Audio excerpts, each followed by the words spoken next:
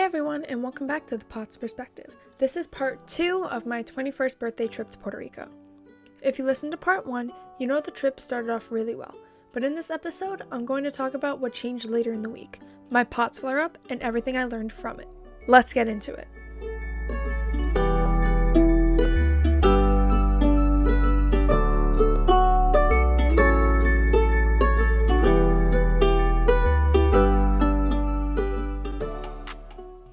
The first few days of the trip were actually really nice. We went to the hotel, checked in early, and spent a lot of time at the pool and the beach. I made sure to drink water and electrolytes when I remembered, and I used compression before going down to the pool, which actually really helped more than I expected. We spent time with family, I played games with my little cousin, and overall the pace of the trip was really relaxing. But looking back, there were small things I didn't realize were building up.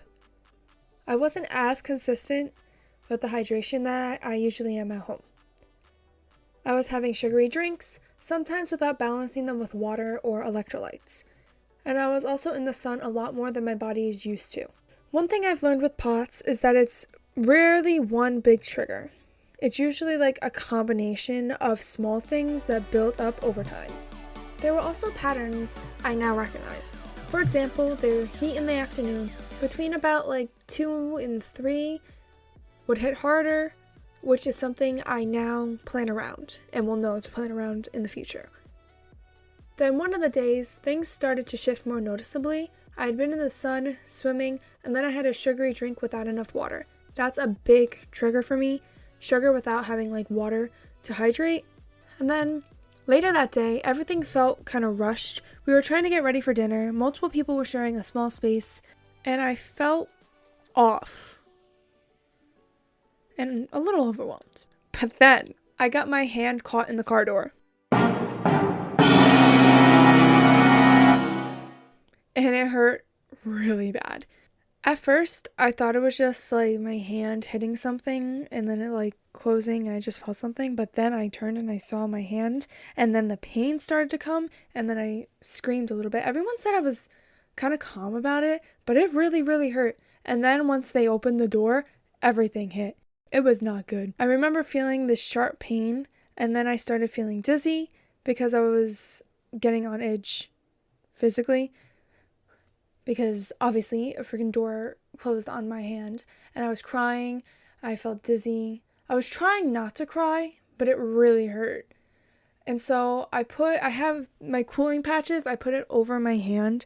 And even now when I'm speaking, it's a little swollen compared to my non-door closed hand on, if that makes sense. And I laugh about it now, but in the moment, it really hurt. I feel like that's when things started to also go downhill. From that point on, my body did not feel right. We went to a restaurant that didn't really have fresh options. It was mostly fried food. I didn't have anything light or hydrating to balance it out. I had not even water. I had lemonade again. That night, coming back from dinner, I became really nauseous and I ended up throwing up multiple times. I barely slept and I was not good. I maybe slept an hour or so. And this is something I wanted to highlight as a tip. When your body starts showing multiple symptoms at once, heat, dehydration, stress, and food imbalance, it can escalate really quickly. Rest and hydration early on can prevent that spiral that I had. And so the next morning, I guess you can say, because my flight was at 3 a.m., I was getting ready for our flight home. I was exhausted, weak, and still recovering. I didn't sleep, which also doesn't help. And I tried to manage it with electrolytes, water, and medication, but I definitely wasn't back to baseline. On the flight, I took it very slowly. I sipped ginger ale, drank water, and ate small snacks like plantain chips plain and goldfish when I could. And one thing I did that actually helped was not forcing myself to eat a full meal, just small, manageable bites. Once I landed, I finally had something simple to eat and slowly started feeling better. I also had this stomach medication that kind of calms down that nausea feeling. It's not Pepto, I think it's Amitrol, and that kind of worked wonders, and I feel that's what helped me get better. And when I was eating slowly, I realized everything that I just told you. Everything just clicked. I realized I hadn't been as consistent as I needed to be with my hydration, my electrolytes. I didn't pace myself. I didn't even do my morning and night meditations that I usually do every day. And even though I know these things that I tell you, this trip showed me how quickly things change when I don't stick to them. And I think the hardest part about that realization is that it's not like I didn't know better. I did know better. But sometimes when you're in the moment, when you're on vacation, when you're excited, when you're trying to keep up with everyone else, you kind of push those routines to the side without even realizing it. You tell yourself, I'll drink water later, or I feel fine right now. Because those are all the things that were going through my head at that moment. With POTS, those small decisions add up really quick. And I think that this trip really taught me it's not just about knowing what to do, it's about actually doing it consistently, even when it's inconvenient. Even when it feels a little annoying, or even when you feel okay in the moment.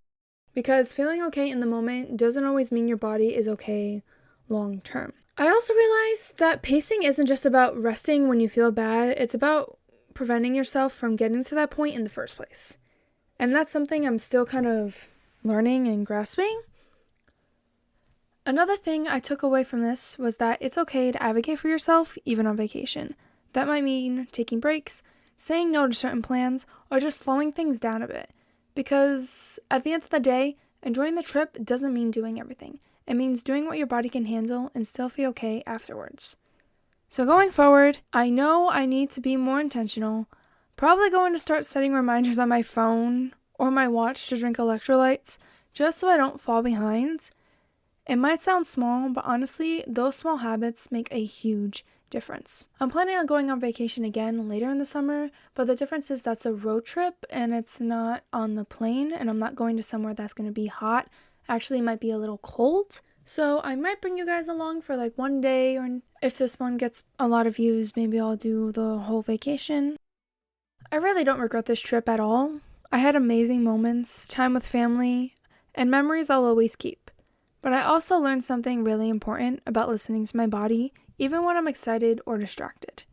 Next time, I know I need to be more intentional, setting reminders to drink electrolytes, planning for heat exposure, balancing those sugary drinks and alcoholic drinks with water, and giving myself permission to slow down before symptoms build.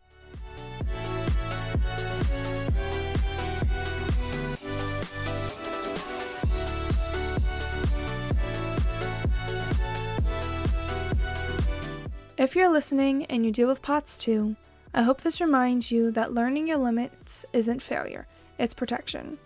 So this doesn't happen again, you know?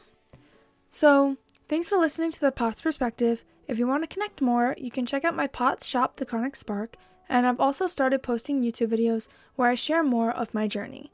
Take care of yourself, listen to your body, and I'll talk to you in the next episode.